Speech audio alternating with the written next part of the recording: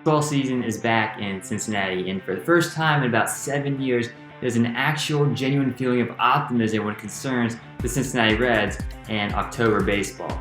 Last year's team set the table for a 2020 Reds World Series championship run. So could this be the year that they finally host up the Commissioner's Trophy for the first time since 1990? Let's take a look. Let's start with the rotation. Luis Castillo and Sonny Gray are both making their return to the Reds after having successful 2019 campaigns, in which they were undeniably the two aces of the staff, and also the only two Reds to make the All-Star team last year.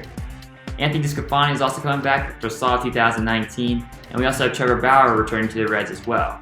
He was acquired via trade with the Cleveland Indians last year, and although he didn't pitch that great, he has improved a little bit during spring training, and hopefully that trend continues during the regular season. The Reds also got Wade Miley via free agency this offseason, and overall that is a nice 5 starting man rotation you have for the Reds pitching staff during the 2020 season.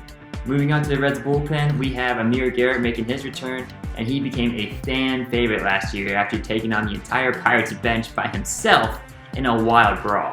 We also have Michael Lorenzen, the Reds Renaissance man, making his return to the Reds bullpen, and he also finds some time at the plate and in the outfield in addition to his pitching duties, because this guy just does everything the Reds ask him to do.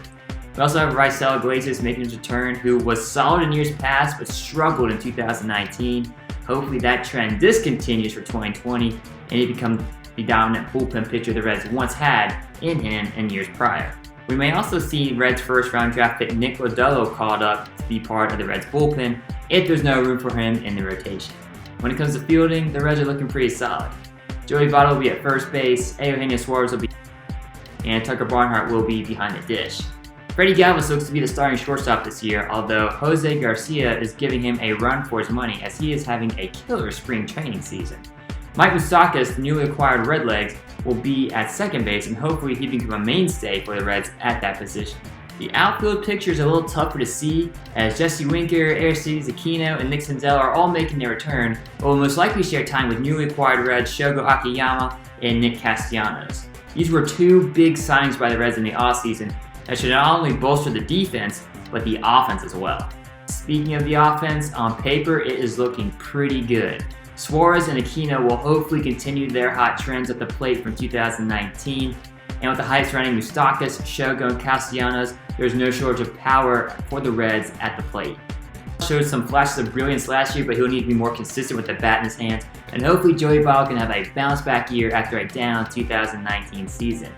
We also need Freddie Galvis to find the hot bat that he had when he was first brought over to the Reds last season, and Tucker Barnhart just needs to hit. Period. So how will the Reds do in 2020? I honestly believe this team has what it takes to win it all and bring home the 6th World Series championship trophy to the Queen City. It's been 7 years since we last made the playoffs, and I've not been this hyped for a Reds team since 2013. The front office team, we pushed all the chips to the middle of the table. They got some big name bats, some big name pitchers, and overall, the feeling of Cincinnati baseball has been at an all-time high since the offseason. I cannot wait for opening day, and hopefully the Reds bring home that 6th World Series championship trophy. Go Redlegs.